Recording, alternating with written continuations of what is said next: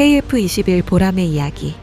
지금 이 순간 다른 의미에서 다시 한번 전 세계가 한국을 주목하고 있습니다. 그렇게도 경계를 받고 탄생한 KF-21 이야기입니다. 우리는 세계에서 7번째 개발한 나라에 불과합니다. 그러나 이것의 등장으로 유럽의 군사 강국들을 긴장하게 만들고 있습니다. 4.5세대라고는 하지만 아마도 그렇게 허술한 개발을 할 한국 기술자들이 아니라는 것을 세계는 알고 있기에 그 기능과 성능을 의심하고 있는 것입니다. 의심한다고 하니 그 기능이 소개한 것에 비해서 터무니없게 부족한 것이 아닌가 라고 생각하실지 모르겠는데 상황은 그 반대입니다. 이미 5세대를 넘어 6세대를 준비하는 것이 아니냐는 의심을 받는다는 것입니다. 그렇게도 미국과 유럽의 경쟁이 압박해오고 있다는 의미입니다.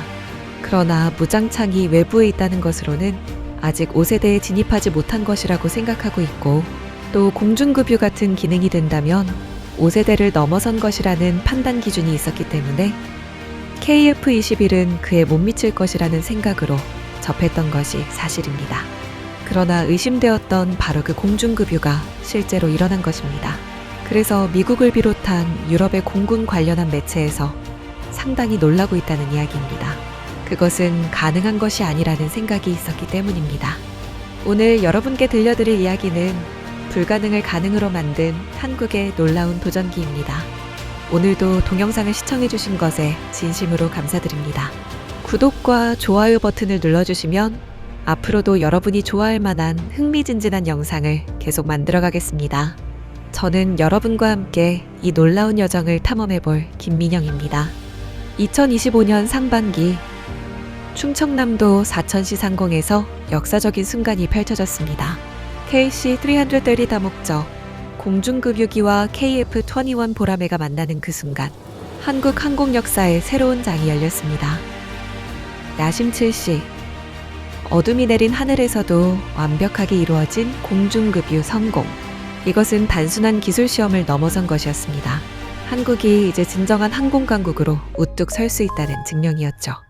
과연 이 성공 뒤에는 어떤 이야기가 숨어 있을까요? 그리고 이것이 세계에 미칠 파장은 어느 정도일까요? 공중급유, 이 네 글자가 갖는 의미를 아시나요? 단순히 하늘에서 연료를 보충하는 것이 아닙니다. 이것은 전투기의 작전 반경을 2배, 3배로 늘리는 게임 체인저입니다. 한국항공우주산업 관계자와의 인터뷰에서 놀라운 사실을 확인할 수 있었습니다. 이번 공중급유 성공으로 KF-21의 작전 반경이 획기적으로 확장되었습니다. 이제 동남아시아는 물론 서태평양 지역까지 방어망을 확장할 수 있게 되었죠. 생각해보세요. 한반도에서 출발한 KF-21이 공중급유를 통해 필리핀 상공까지 날아갈 수 있다는 것입니다. 이것이 우리 안보에 미치는 영향은 상상 이상입니다. 더욱 놀라운 것은 야간 공중급유까지 성공했다는 점입니다. 어둠 속에서도 정확하게 급유관을 연결하는 것. 이는 최고 수준의 조종 기술과 첨단 항법 시스템이 있어야 가능한 일입니다. 국방사업청 담당자는 이렇게 말했습니다. KF-21의 장거리 작전 운용 가능성과 전투기 안정성을 모두 확인했습니다. 이제 우리는 전천후 작전 능력을 갖춘 세계 수준의 전투기를 보유하게 된 것입니다. 하지만 이것은 시작에 불과했습니다. KF-21이 진정한 모습을 드러내기까지는 더 놀라운 이야기들이 기다리고 있었으니까요. 2024년 7월, 역사적인 계약서에 사인이 떨어졌습니다. KF-21 양산 계약 체결. 이 순간 KF-21은 더 이상 실험실의 꿈이 아닌 실제로 하늘을 누빌 전투기가 되었습니다. 불과 10개월 후인 2025년 5월, 사천 공장에서는 놀라운 광경이 펼쳐졌습니다. 첫 번째 양산 기체의 최종 조립이 시작된 것입니다. 한국 항공우주산업의 조립 라인을 직접 본 엔지니어의 증언을 들어보겠습니다. 정말 감동적이었습니다. 수백 개의 부품들이 하나씩 조립되면서 완성된 KF-21의 모습을 보는 순간 이것이 정말 우리가 만든 것인지 믿기지 않았어요. 하지만 진짜 놀라운 것은 따로 있었습니다. 바로 나선형 개발 전략이었죠. 대부분의 나라들이 완전한 전투기를 한 번에 만들려고 하다가 실패하는 반면 한국은 단계적으로 발전시키는 전략을 선택했습니다. 2026년부터 2028년까지 블록 1 40대를 먼저 생산합니다. 반스텔스 기능과 초음속 기동에 특화된 이 버전으로 공대공 전투에서 우위를 확보하는 것이 목표입니다. 그 다음 2027년부터 2032년까지는 블록이 80대를 생산하며 공대지 공격과 정찰 기능을 추가합니다. 마지막으로 2030년대에는 내부 무장창과 추가 스텔스 소재를 적용한 완성형 KF-21이 등장합니다. 진정한 5.5세대 전투기의 탄생이죠. 65%. 이 숫자가 무엇을 의미하는지 아시나요? 바로 KF-21의 국산화율입니다.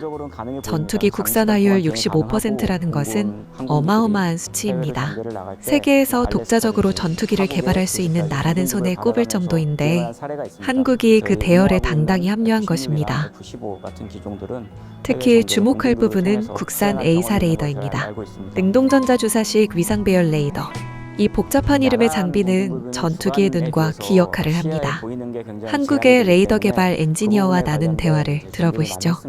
A사 레이더 개발은 정말 어려운 도전이었습니다. 수천 개의 송수신 모듈을 정밀하게 제어해야 하거든요. 하지만 결국 해냈습니다. 이제 우리 레이더는 세계 어떤 제품과 비교해도 뒤지지 않습니다. 그뿐만이 아닙니다. 첨단 전자전 장비, 고출력 통신 장비까지 모두 한국 기술로 만들어졌습니다. 시험 비행에서도 놀라운 성과들이 계속 나왔습니다. 초음속 비행 성공, 무장 분리 시험 완료. 시제기 6대가 하늘에서 보여준 성능은 기대를 뛰어넘었습니다. 복좌형 2대를 포함한 시제기들은 2026년까지 각종 성능 검증 시험을 계속할 예정입니다. 매번 새로운 한계를 뛰어넘으며 KF-21은 점점 더 완벽한 모습으로 진화하고 있습니다. 하지만 한국의 야심은 여기서 끝나지 않았습니다. 이제 세계 무대로 눈을 돌릴 때가 온 것입니다. 세계 지도를 펼쳐놓고 KF-21에 관심을 보이는 나라들을 표시해보면 놀라운 광경이 펼쳐집니다. 아시아에서 유럽까지, 중동에서 남미까지 전 세계가 한국의 KF-21을 주목하고 있습니다. 첫 번째 파트너는 인도네시아였습니다. 2021년 처음에는 20% 참여를 약속했지만 올해 7.5%로 조정했습니다. 하지만 여전히 중요한 파트너로 남아있죠. 인도네시아 국방부 관계자는 이렇게 말했습니다. KF-21은 우리가 찾던 완벽한 전투기입니다. 첨단 기술과 합리적인 가격, 그리고 기술 이전까지 받을 수 있어 매우 만족스럽습니다. 더 놀라운 것은 아랍에미리트의 참여였습니다. 2023년 공식 합류한 UAE는 사천에서 직접 시험 비행까지 진행했습니다. 중동의 부유한 국가가 한국 전투기를 선택한 것, 이는 KF-21의 성능이 세계적 수준임을 증명하는 것입니다. 하지만 진짜 화제는 유럽에서 터졌습니다. 폴란드가 블록2 사업 참여를 검토하기 시작한 것입니다. 폴란드 국방부 관계자와의 인터뷰에서 흥미로운 이야기를 들을 수 있었습니다. 서방 전투기들은 너무 비싸고 제약이 많습니다. KF-21은 성능은 우수하면서도 가격이 합리적이고 기술 협력에도 열려 있어 매력적입니다. 한편 필리핀, 페루, 사우디아라비아와의 수출 협상도 활발히 진행되고 있습니다. 정부는 일부 국가의 재정 부족을 돕는 지원책까지 마련하며 적극적으로 나서고 있죠. 세계가 KF-21에 주목하는 이유는 분명했습니다. 전투기 시장은 오랫동안 소수의 강자들이 지배해왔습니다. 미국의 F-35 프랑스의 라팔, 스웨덴의 그리펜, 그리고 여전히 인기가 높은 F-16. 이들이 전 세계 전투기 시장을 나눠 가지고 있었죠. 하지만 이제 새로운 도전자가 나타났습니다. 바로 한국의 KF-21 보라매입니다. KF-21의 가장 큰 무기는 가격 경쟁력입니다. F-35 한 대 가격으로 KF-21을 거의 2대를 살 수 있다는 분석도 있습니다. 항공산업 전문가는 이렇게 평가했습니다.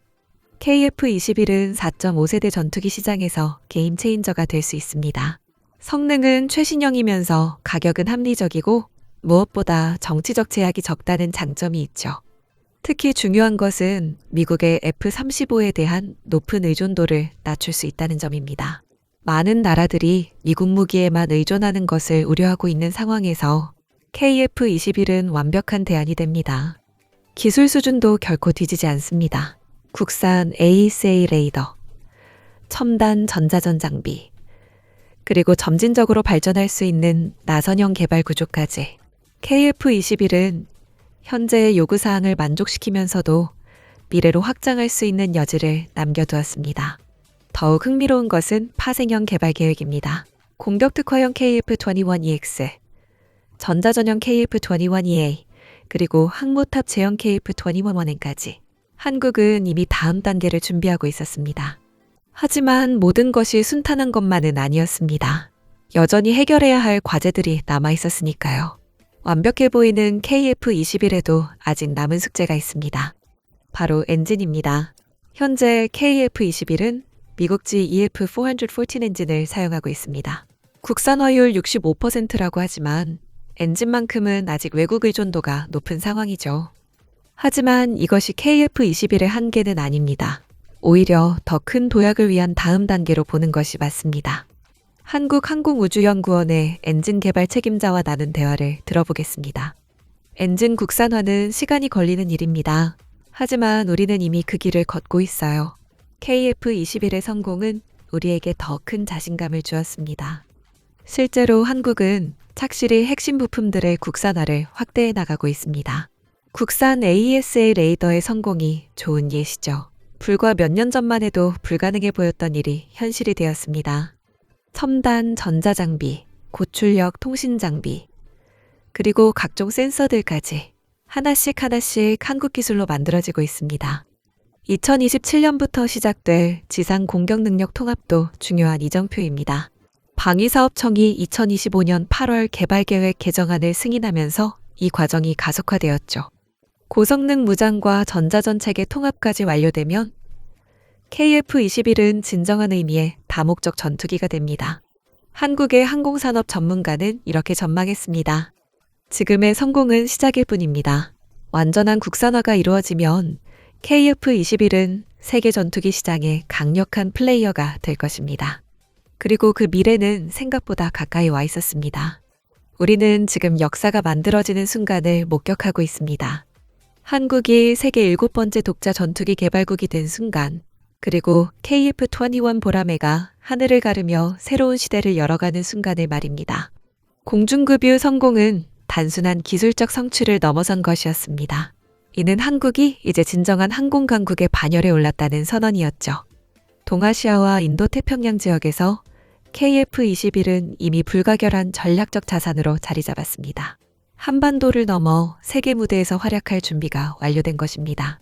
한국 공군 관계자는 자신 있게 말했습니다. KF-21은 우리 공군의 노후 전투기를 대체하는 것을 넘어서 미래 전투기 전력의 중추 역할을 하게 될 것입니다. 총 120대 이상을 전력화할 계획입니다. 4.5세대에서 시작해 5.5세대로 진화할 KF-21의 여정은 이제 막 시작되었습니다. 나선형 개발 전략을 통해 점진적으로 완성되어 가는 모습은 한국다운 접근법이라 할 수 있죠. 전 세계가 주목하는 이유도 여기에 있습니다. 합리적인 가격과 우수한 성능, 그리고 정치적 제약이 적다는 장점까지. KF-21은 많은 나라들이 찾던 완벽한 솔루션입니다. 이제 한국은 단순히 무기를 수입하는 나라가 아닙니다. 세계 각국에 첨단 무기를 수출하는 방산 강국으로 도약했습니다. KF-21 보라매의 성공 이야기는 여기서 끝나지 않습니다. 이것은 새로운 전설의 시작일 뿐입니다. 앞으로 여러분과 함께 더 많은 놀라운 이야기들을 나누고 싶습니다. 구독과 좋아요로 응원해 주시면 더욱 흥미진진한 콘텐츠로 찾아뵙겠습니다. 한국의 하늘을 누비는 보라매처럼 우리의 꿈도 더 높이 날아오르기를 바랍니다. 오늘도 감사했습니다. 좋은 소식 가지고 다시 오겠습니다. 평안하십시오.